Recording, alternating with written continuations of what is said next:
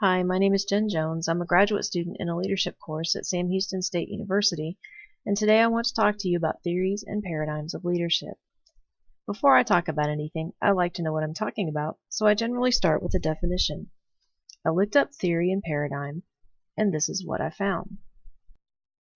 A theory is a supposition or system of ideas intended to explain something, like Darwin's theory of evolution, or a set of principles on which the practice of an activity is based, like a theory of education.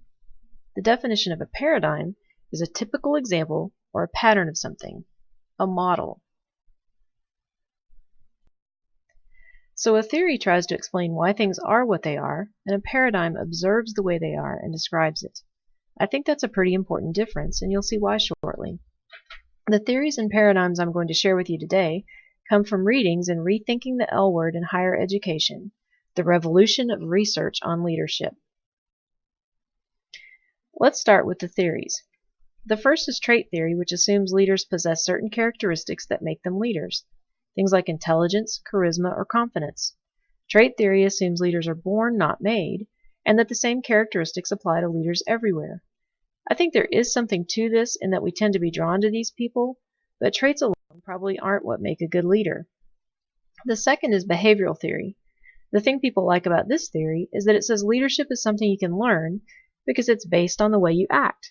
So if you want to learn how to be a good leader, read The 7 Habits of Highly Effective People and do what it says. But I don't think behavior alone makes you a good leader either. The third theory is power and influence. It's exactly what it sounds like. Leaders use the power they have, whether it was given them by the institution in which they operate or taken by them because they have enough charisma to get people to follow them. A type of power and influence is transformational leadership, where the leader cares about the followers and uses his influence to motivate them to change. Contingency theory is next.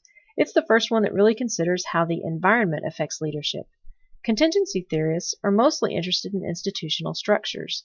It also assumes that different situations need different leaders.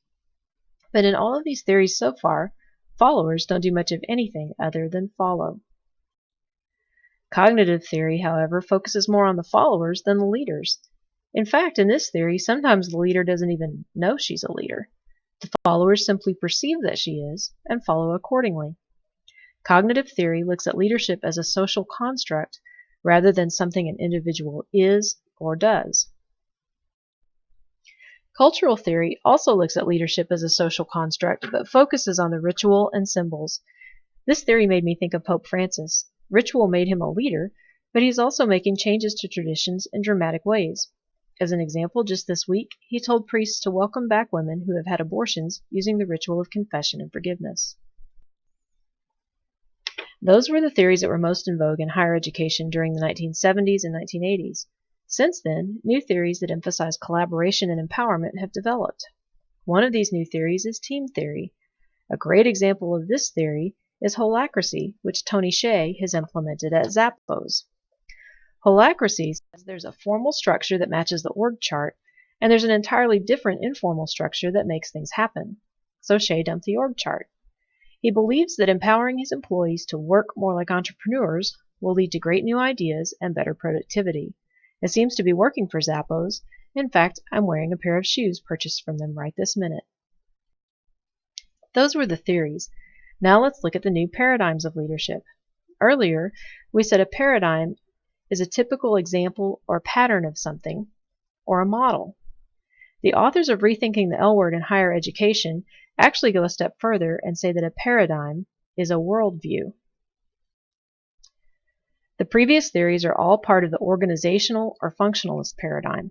Now we're going to talk about 3 others: social constructivism, criticalism, and postmodernism. All 3 of these paradigms place major importance on context and human behavior and perception. Let's start with social constructivism. Social constructivism says that reality is based on perception and that there's not a single shared truth, but multiple interpretations. A leader is only effective if followers perceive them to be so.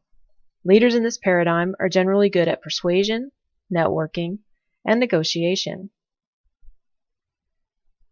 Context is key in social constructivism, and what works in one culture or organization may not work in another. Imagine for a minute what it might be like if the Dalai Lama were Speaker of the House. Okay, that made my head spin. Think about your teachers.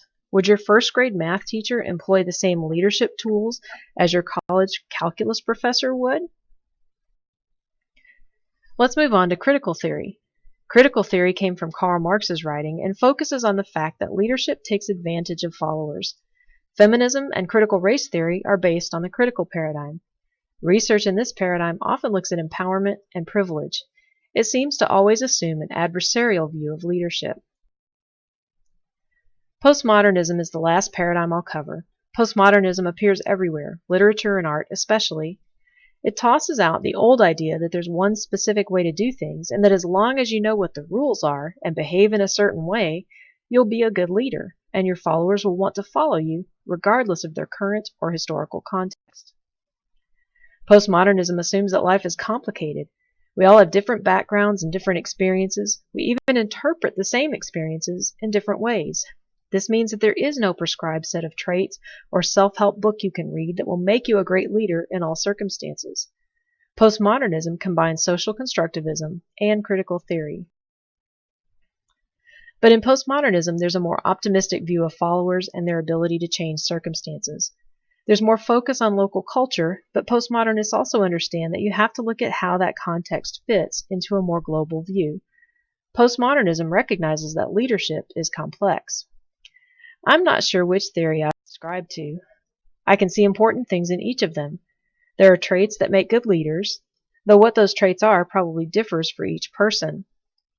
Which means that the cognitive theory is also correct, because perception matters.